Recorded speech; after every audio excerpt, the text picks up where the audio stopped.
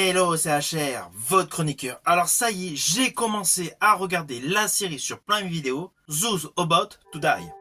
Pour l'instant, j'ai vu que les premiers épisodes. Forcément, je vais vous en parler. Mais avant cela, n'oubliez pas, si vous n'êtes pas abonné, pensez à le faire. Pensez à la petite cloche pour les notifs. Let's go! La vie a peu de valeur à Rome. On vit dans l'ombre des riches et des puissants. Que les jeux commencent!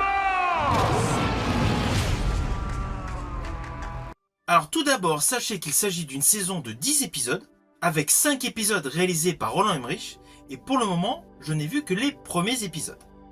C'est une série extrêmement spectaculaire, c'est une série portée par un Roland Emmerich, grand aficionados des effets visuels. Mais outre les effets visuels, voici l'histoire.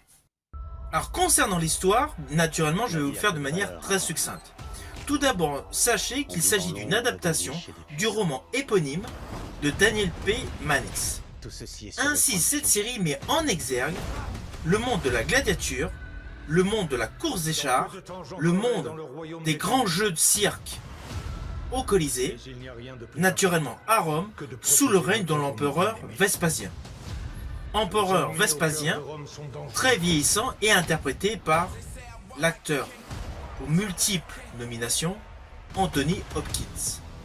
D'ailleurs, grosso modo, cet empereur a construit le Colisée pour apaiser la plèbe avec des jeux extrêmement intenses. Et cela va être le cas dès le premier épisode. Alors la distribution de cette série est impressionnante. Elle alterne star du petit écran et star du grand écran.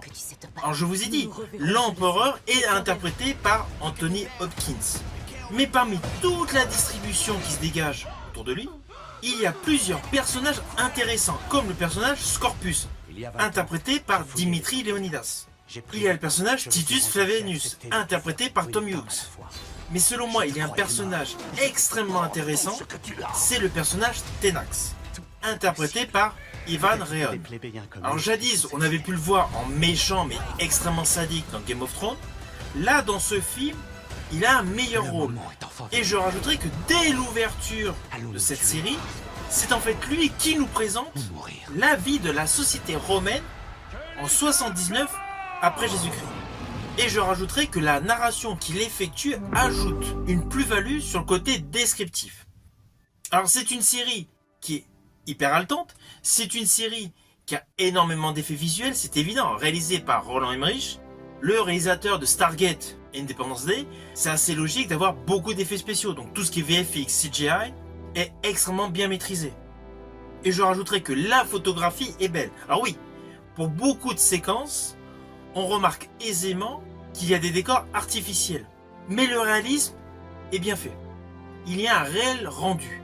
Alors oui, c'est en dessous de Gladiator, ça c'est indéniable. Mais selon moi, sur le plan scénaristique, on est sur le même style que jadis la série Rome, mais avec un côté visuel, un côté combat, un côté violent, beaucoup plus important que dans la série Rome.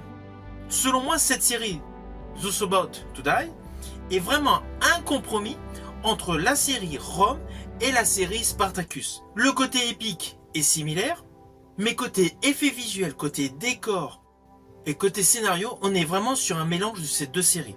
Et je rajouterais même qu'il y a un petit côté naturiste, comme jadis la série Spartacus et son spin-off. Ah oui, je me doute qu'il va y avoir pléthore de critiques par rapport à tous les effets visuels.